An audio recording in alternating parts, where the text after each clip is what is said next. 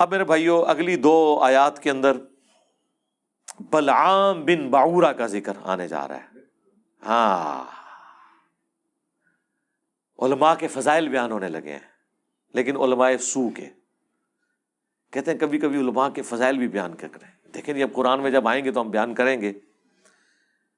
بلعام بن بعورہ، بلعم بن بعورہ بھی اور بلعام بن بعورہ، یہ دونوں الفاظ کے ساتھ تفصیل ملتی ہے. المستدرک للحاکم میں جو میں نے شروع میں تعارف کرایا، قرآن کی بیسٹ 3 تفسیر کے چیپٹر ہیں، بخاری کا کتاب التفسیر، ترمذی کا کتاب التفسیر اور حاکم کا. المستدرک للحاکم میں موجود ہے کہ یہ آیات ایک یہودی عالم کے بارے میں نازل ہوئی، بلعام بن بعورہ کے بارے میں. بڑا نیکوکار تھا اور صاحب کرامت تھا، آج کے دور میں سمجھ لیں علماء حقہ میں شامل تھا. علماء حقہ، اہل سنت والجماعت.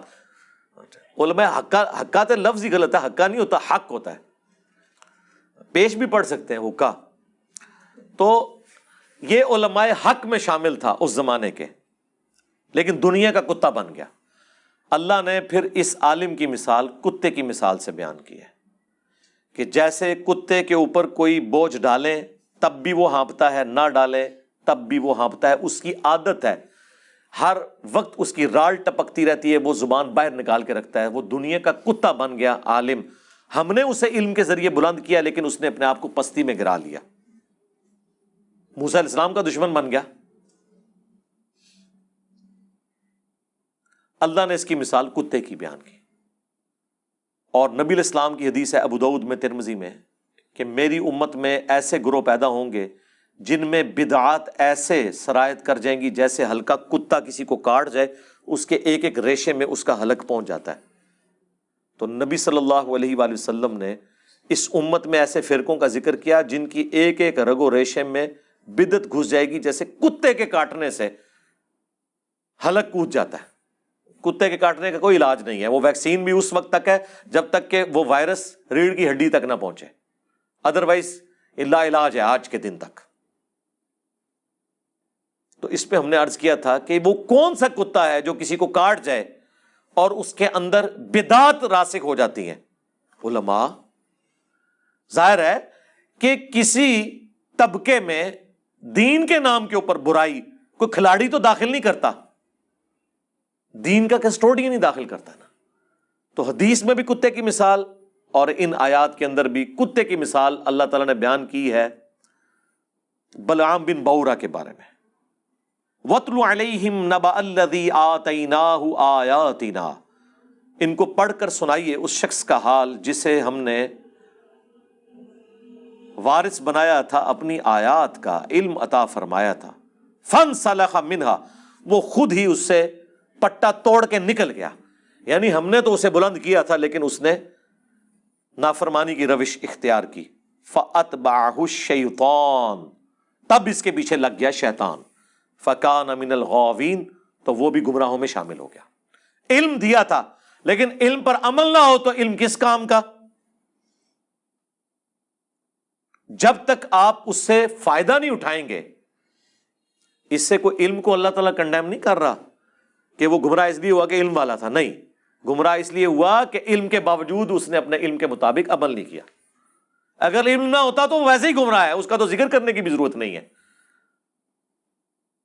وَلَوْ شِئْنَا لَرَفَعْنَاهُ بِهَا، اور اگر ہم چاہتے تو بلند کر دیتے اس کا رتبہ.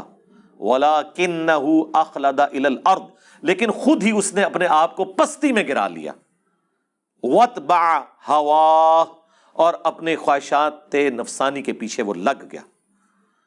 فَمَثَلُهُ كَمَثَلِ الْكَلْبِ، تو اب اس کی مثال ایک کتے کی سی ہے. إِن تَحْمِلْ عَلَيْهِ يَلْهَثْ،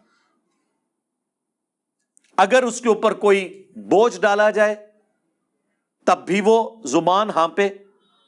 او تترکہ یلہث، یا اسے اس کے حال پہ چھوڑ دیا جائے تب بھی وہ ہانپے. ذالک مثل القوم الذین کذبوا بآیاتنا، یہی حال ہوتا ہے ان لوگوں کا جو اللہ کی آیات کو جھٹلا دیتے ہیں. فقصص القصص لعلہم یتفکرون، تو اے نبی علیہ السلام انہیں یہ بات، یہ قصہ بیان کریں، شاید وہ غور و تفکر کریں، پلٹ آئیں اللہ کی طرف. ساء مثلا القوم الذین کذبوا بآیاتنا، کیا ہی بری مثال ہے ان لوگوں کی جو ہماری آیات کو جھٹلاتے ہیں. وَأَنفُسَهُمْ كَانُوا يَظْلِمُونَ، اور وہ اپنی ہی جانوں پر ظلم کرنے والے ہوتے ہیں.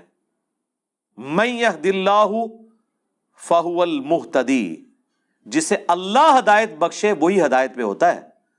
وَمَن يُضْلِلْ، اور جسے وہ گمراہ کر دے، فَأُولَٰئِكَ هُمُ الْخَاسِرُونَ، تو پھر ایسے ہی لوگ ہیں جو خسارہ پانے والے ہیں.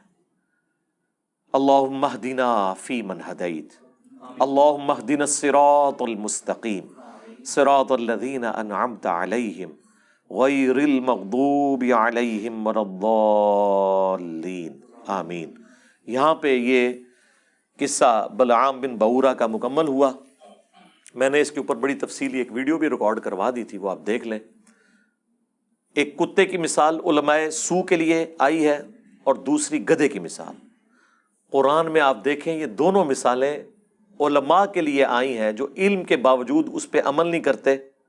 اللہ کا ان پہ کتنا غصہ ہے، عام بندے پہ اتنا غصہ نہیں ہے. گدھے کی مثال قرآن میں آئی سورۃ الجمعہ میں. علماء یہود کو اللہ نے کہا یہ گدھے کی مثال ہے جیسا کہ گدھے کے اوپر کتابیں لاد دی جائیں. اللہ نے کہا کہ کتابیں لادی ہو نا گدھے پہ، اس کی مثال ہے علماء یہود. کیوں؟ گدھے پہ کتاب لاد دیں تو وہ اس کا بوجھ تو اٹھا لیتا ہے، اس کو پڑھ کے استفادہ نہیں کر سکتا. تو وہ علماء جو علم سے استفادہ نہ کریں وہ گدھے کی مثال ہیں. وہ لوگ جو علم سے استفادہ کر لیں، چاہے وہ ڈگری والے عالم ہوں یا بغیر ڈگری والے، ان کے بارے میں تو اللہ نے قرآن میں فرمایا انما یخشی اللہ من عبادہ العلماء. اللہ کی خشیت اور معرفت صرف ہے ہی اہل علم کو. ان کے بارے میں تو اللہ تعالیٰ نے فرمایا قل هل يستوي الذين يعلمون والذين لا يعلمون انما يتذكر اولو الالباب. اے نبی تم فرماؤ بھلا علم والے اور بغیر علم والے برابر ہو سکتے ہیں؟ نصیحت تو نہیں حاصل کرتے مگر عقل والے. ان کی تو تعریفیں اللہ نے کی ہیں، لیکن ان کو گدھا کہا کیونکہ گدھا استفادہ نہیں کر سکتا. لہٰذا وہ علماء جن کے شوکیسوں میں کتابیں رکھی ہوئی ہیں استفادہ نہیں کرتے تو وہ گدھے کی مثال ہے. علماء یہود کو پتا تھا کہ یہ وہی آخری پیغمبر ہیں، نبی امی. ان کی کتابوں میں پروفیسیز موجود تھیں لیکن انہوں نے نبی الاسلام کو نہیں پہچانا. آج بھی وہ علماء جو قرآن و سنت کو اپنے شوکیسوں میں سجاتے ہیں اور روب ڈالتے ہیں وہ لمبی لمبی کتابیں درسی نکال کے، عمل کوئی نہیں کر رہے، وہ گدھے کی مثال ہے. اور جو اللہ کے نبی کی بات پہنچاتا ہے بھولی بالی امت تک، اسے کہتے ہیں وہ جی گدھے پہ بھی کتابیں لاد دی جائیں تو وہ کوئی عالم نہیں مان جاتا. انجینئر صاحب کتابیں رکھ کے تو کوئی عالم نہیں بنتا. سرکار یہ تو آپ کی مثال ہے. انجینئر صاحب تو کھول کھول کے اس میں سے بتا رہے ہیں جو استفادہ نہ کرے وہ گدھا ہوتا ہے، جو استفادہ کر لے اس کی تو تعریف ہے. اور حدیث میں صحیح بخاری مسلم میں آیا کہ نبی علیہ السلام نے فرمایا میں نے اپنی امت کے ان علماء واعظین کو کولو کے گدھے کی طرح اپنی انتڑیوں کے گرد چکر کاٹتے ہوئے جہنم کی آگ میں دیکھا ہے. جیسے کولو کا بیل ہوتا ہے نا، گدھا بھی یوز ہوتا تھا، وہ گندم کے سٹے میں سے دانے کو الگ کرنے کے لیے وہ چلایا جاتا تھا. اپنی انتڑیوں کے گرد، اندازہ کریں، کیونکہ وہ کچھ کہا کرتے تھے جس پہ وہ خود عمل نہیں کرتے تھے. اور پریکٹیکلی علماء سو کا یہی حال ہے کہ وہ یہی کچھ کرتے ہیں. سارے کا سارا فتنہ علماء سو کا ہے. علماء سو کا فتنہ اتنا بڑا ہے کہ وقت کا پیغمبر بھی ہونا یہ اسے بھی کامیاب نہیں ہونے دیتے، آخری درجے تک کوشش کرتے ہیں. عیسیٰ ابن مریم کے مقابلے کے اوپر کون کھڑا ہوا تھا؟ یہودی علماء. کوئی ان کے زمانے کا کوئی پلیئر تو کھڑا نہیں ہو گیا تھا، کوئی کشتی کرنے والا پہلوان تو نہیں آ گیا تھا. علماء آگے تھے کہ اسے یروشلم میں ہم نے نہیں بات کرنے تھے، کیونکہ وہ یروشلم میں کھڑے ہو کے ان کی حرام خوریوں کو ہائی لائٹ کرتے تھے اور کہتے تھے کہ تم نے کتابوں کا راستہ چھوڑ دیا. وہی ہمارے والی بات جو ہم کہتے ہیں کتابوں کا دین اور بابوں کا اور. اب 25 سال کا ایک نوجوان جس کی داڑھی بھی مشکل سے نکلی ہوئی ہے، جب 80-90 سال کے بابوں کو آگے کہے گا کہ حرام خورو چھوڑو، تو وہ کہیں گے یار تجھے تمیز نہیں علماء سے بات کرنے کی؟ انہوں نے فتوے جاری کیے عیسیٰ ابن مریم کے، وہ تو اللہ نے انہیں زندہ اٹھا لیا آسمانوں پہ بچا کے، ادروائز مولویوں نے اپنا کام ڈال دیا تھا۔ تو جب انبیاء ان مولویوں کے شر سے محفوظ نہیں رہتے جب تک کہ اللہ تعالیٰ انہیں بچا نہ لے، سرکار تسی میں تے شاہی کوئی نہیں سوائے اس کے کہ آپ ان کی ڈاکٹرن ان کے اوپر الٹ دیں، جو اللہ کے فضل سے اس پلیٹ فارم سے ہو گیا ہے۔ بس اب آپ ان کی چیخیں سنیں، اللہ کے نبی کا جھنڈا انشاءاللہ بلند ہوگا انشاءاللہ تعالی۔